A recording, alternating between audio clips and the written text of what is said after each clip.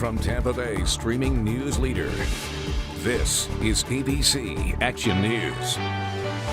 Hello, I'm Jamison Euler. Chief Meteorologist Dennis Phillips has Florida's most accurate forecast in just a moment. But first, here are your top stories at this hour. Hillsborough County State Attorney Andrew Warren has been suspended from office. Governor Ron DeSantis making that announcement this morning, saying it's for refusing to enforce Florida law. During Thursday's press conference announcing the suspension, the governor was joined by sheriffs from Hillsborough, Pasco, and Polk counties, pointing out Warren's record and his inactions in the past.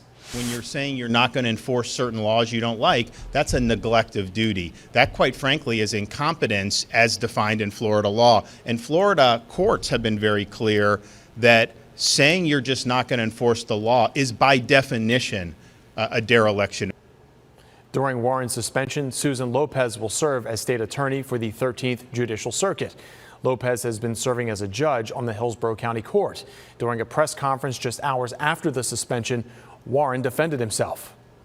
I was shocked at the blatant violation of one of the most fundamental principles of our democracy, that the people, the voters, get to elect elected officials. I've been elected twice to serve as state attorney. We have fought so hard for public safety and fairness and justice. If the governor thinks he can do a better job, then he should run for state attorney, not president. Congressman Charlie Crist, who is running to take on Governor DeSantis for Florida's gubernatorial seat, spoke after Warren condemning Mr. DeSantis' decision.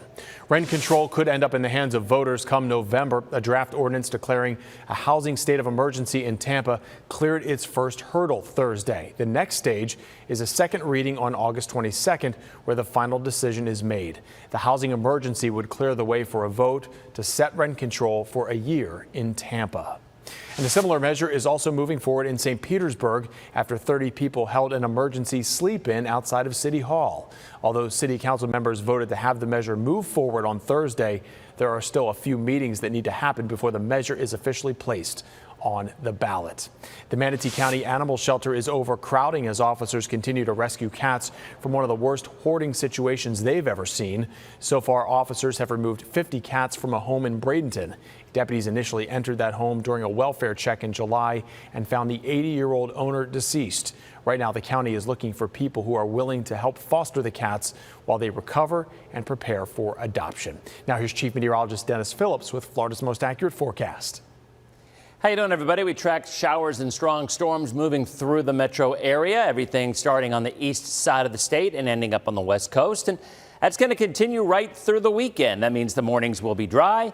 Late afternoon, early evenings will be stormy. Not everybody will see it. There will always be breaks in the line, but still, by the end of the weekend, most everybody should have seen at least some rain, and some folks obviously quite a bit more than others, as the chances and the coverage, I think, does increase a little bit on Friday and Saturday. For the boaters, southeast winds 5 to 10 knots, water temperature, clear water, 90 degrees. Your sunrise Friday morning, 6:55, sunset at 8:17. The beach looks great up until about 5 or 6 o'clock, and that's when those storms will come on through. Florida's most accurate 7-day highs in the middle 90s.